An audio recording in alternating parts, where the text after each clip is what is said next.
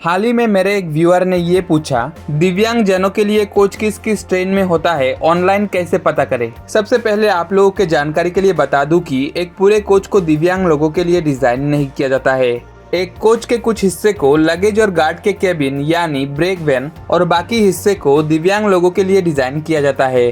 और दिव्यांग लोगों के लिए जिस हिस्से को डिजाइन किया जाता है वहाँ दिव्यांग लोगों के लिए काफी सारे सुविधा रहते हैं। जैसे कि आम कोच के मुकाबले इन कोच के अंदर काफी बड़ा खुली जगह रहते हैं जहां व्हीलचेयर के साथ लोग चल सकते हैं। और इन कोच के बाहरी हिस्से पर इंग्लिश में फॉर डिफरेंटली एबल या पर्सन विद डिसेबिलिटीज और हिंदी में दिव्यांगजन के लिए या भिन्न क्षमता वालों के लिए लिखा हुआ रहता है, ताकि यात्रियों को इन कोच की पहचान करने में आसान हो। और ये कोच ज्यादातर इंजन के बाद सबसे आगे या सबसे पीछे रहते हैं और कुछ ट्रेन पर दोनों तरफ रहते हैं। और ये एक नॉन एसी कोच होते हैं, इसीलिए इन कोच को फुली एसी ट्रेन जैसे कि राजधानी या शताब्दी जैसे ट्रेन के साथ नहीं जुड़ा जाता है, लेकिन ज्यादातर नॉन एसी ट्रेन के साथ ये कोच रहते हैं। अब सवाल ये है, कौन सी ट्रेन पर दिव्यांग जनों के लिए ये कोच उपलब्ध है और कौन सी ट्रेन पर नहीं, ये कोई ऑनलाइन कैसे पता करे। दूसरे कोचेस की तरह इन कोच के उपलब्धता भी ऑनलाइन काफी सारे ऐप और वेबसाइट के मदद से पता किया जा सकता है।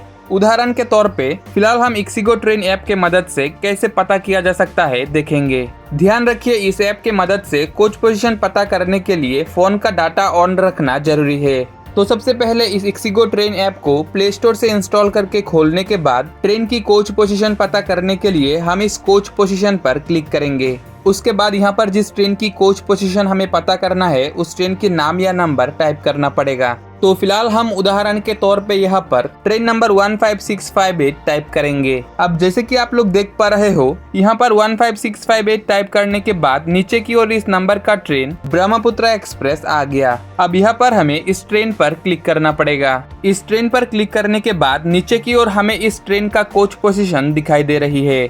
यहाँ पर कुछ इस तरह साइड की ओर स्क्रॉल करके इस ट्रेन की सारे कोच हम देख सकते हैं। जैसे कि फिलहाल आप लोग देख पा रहे हो, इस ट्रेन पर EN यानी इंजन के बाद एक EOG कोच, उसके बाद H1, B1, B2 ऐसे काफी सारे अलग अलग तरह के कोच के बाद लास्ट में एक SLR कोच है। इस SLR कोच के एक साइड पर दिव्यांग लोगों के लिए सीट रहते हैं और बाकी हिस्से पर लगेज और गार्ड के लिए केबिन यानी ब्रेक वैन रहते हैं। लेकिन कुछ कोच पर आप लोगों को लगेज और गार्ड के केबिन के साथ दिव्यांग लोगों के सीट अरेंजमेंट की जगह सेकंड क्लास के सीट अरेंजमेंट देखने को मिल सकते हैं। और कुछ कोच पर लगेज और गार्ड के केबिन के साथ दिव्यांग और सेकंड क्लास या महिलाओं के लिए सीट अरेंजमेंट भी देखने को मिल सकते हैं। और यहाँ पर SLR का मतलब सिटिंग कम लगेज रेक है। अब आप लोगों के मन पे एक सवाल आ सकता है कि इस SLR यानी सिटिंग कम लगेज रेक पर तो डिफरेंटली एबल, डिसेबिलिटीज या दिव्यांग जैसे किसी भी शब्द का उपयोग नहीं हुआ है, तो फिर इस SLR कोच पर दिव्यांग लोगों के लिए सीट कैसे रह सकते हैं। इसके बारे में मैंने भी सोचा और कुछ रिसर्च भी किया, लेकिन मैंने जितने भी ऐप और वेबसाइट पर देखा, मुझे उन सभी ऐप और वेबसाइट पर SLR ही लिखा हुआ मिला।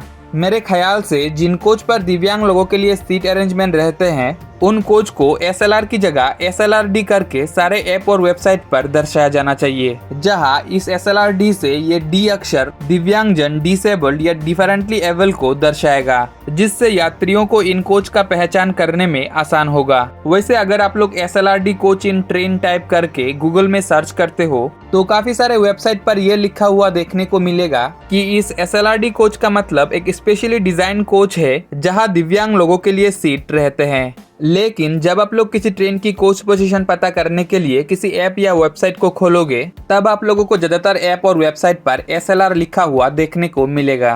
तो क्या आप लोगों को लगता है इन दिव्यांग कोच को सारे ऐप और वेबसाइट पर थोड़ा अलग से दर्शाया जाना चाहिए या नहीं, कमेंट सेक्शन पर जरूर बताइएगा। तो चलिए मिलते हैं अगले वीडियो पर और धन्यवाद इस वीडियो को अंत तक देखने के लिए।